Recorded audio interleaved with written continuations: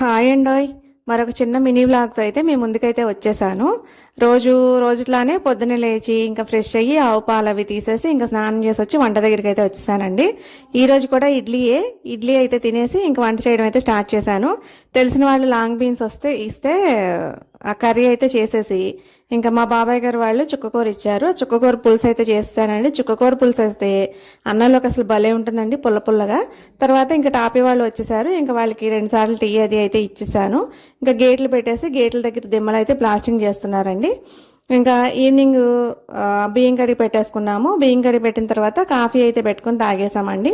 ఆ తర్వాత డిన్నర్లోకి కోడిగుడ్డు పరోటా చేసిందండి మా అమ్మాయి.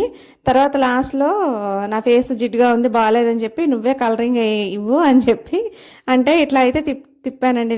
నేను చేసింది అయితే ఏం లేదు. కోడిగుడ్డు పరోటా చాలా బాగుంది, మా అమ్మాయి చేసింది. సరే అండి, బాయ్ మరి.